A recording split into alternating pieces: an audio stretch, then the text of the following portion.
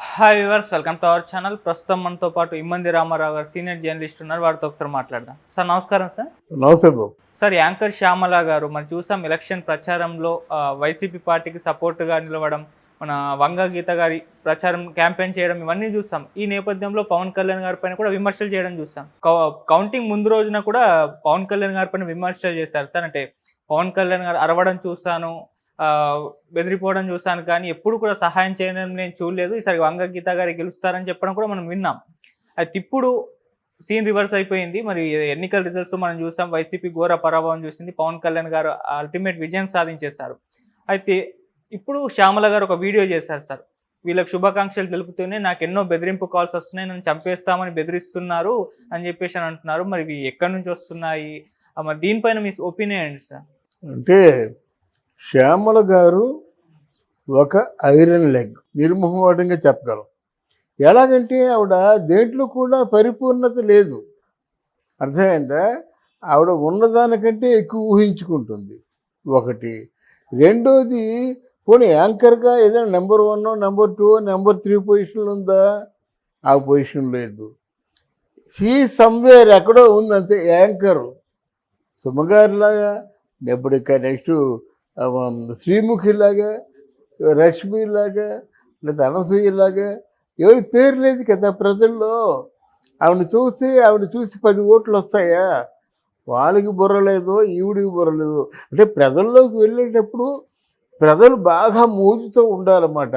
అమ్మో మన శ్యామలు వచ్చిందని, ఎందుకు వచ్చిందిరా ఈవిడ అనవసరంగా అని చెప్పేసి ప్రతి ఒక్కరు కూడా మాట్లాడడం చేత కాదు.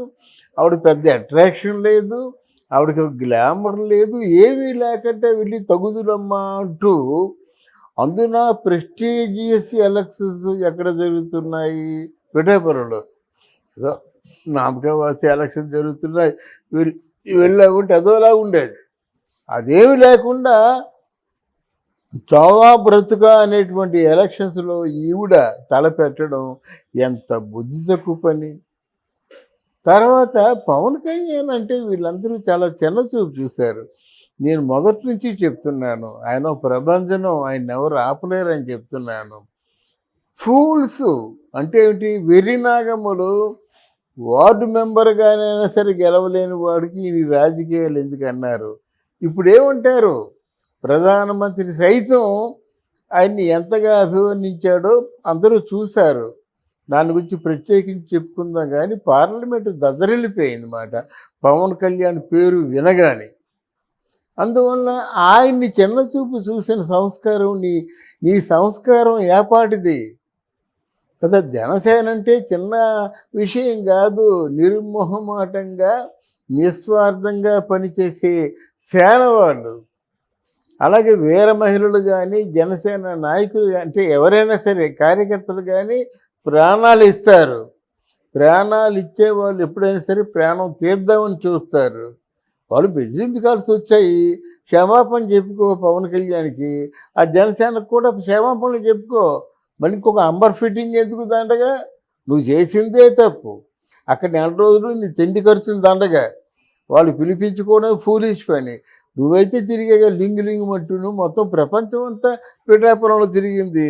ఇది మామూలు జబర్దస్త్ వాళ్ళు కానీ, శ్రీదేవి డ్రామా కంపెనీ కానీ, ఇండివిజువల్గా ఫేవర్ ఉన్న వాళ్ళు కానీ, విదేశాల నుంచి వచ్చి కూడా వీధుల్లో తిరుగుతూ క్యాన్వాసింగ్ చేసినటువంటి వాళ్ళ సమూహంతో పోలిస్తే నువ్వేపాటి? నిన్నెవడు గౌరవిస్తారు? అందుకని ఇప్పుడు ఇట్లాంటి మామూలుగా దీన్ని సన్నాయి నొక్కులు నొక్కకుండా స్ట్రెయిట్గా నేను ప్రచారంలోకి రావడం, రాజకీయాలు మాట్లాడడం నా వల్ల పొరపాటు అయిపోయింది, నన్ను జన సైనికులు క్షమించాలి.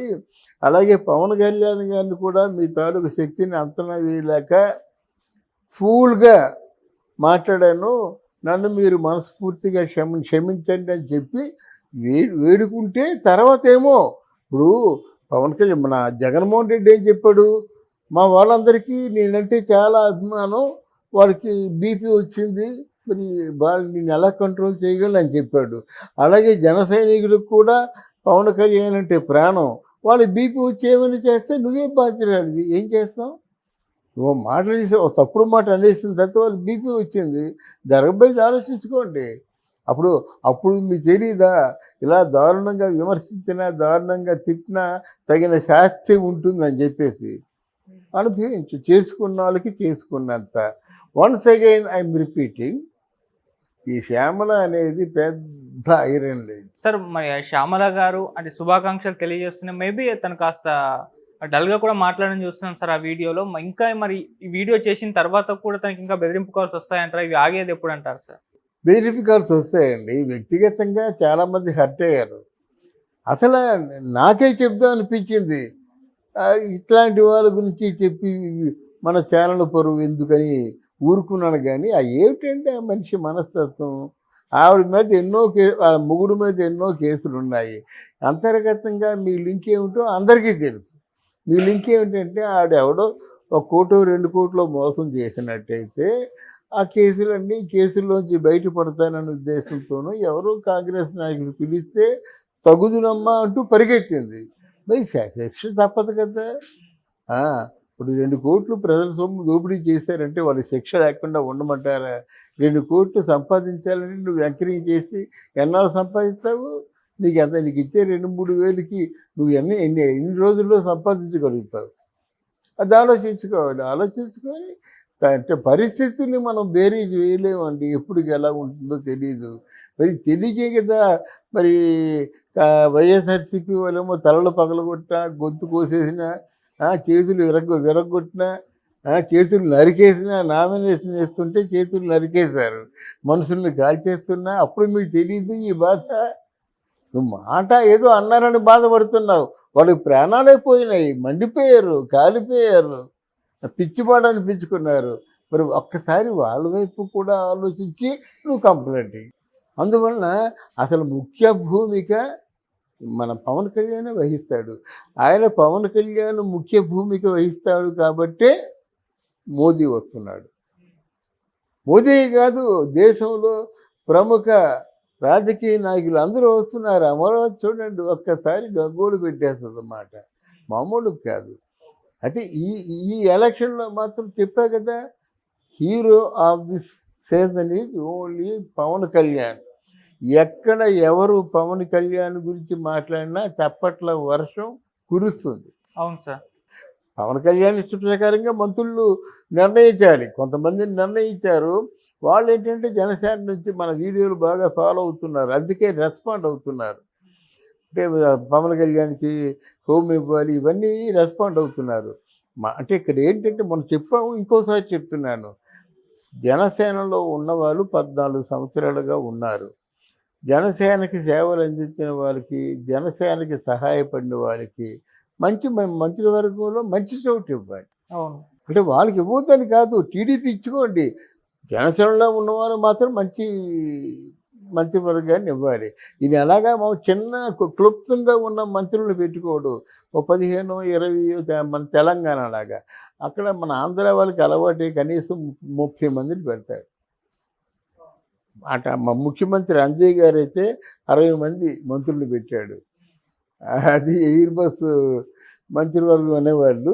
అలాగా ఈ మంత్రివర్గంలో మంచిగా ఇస్తూ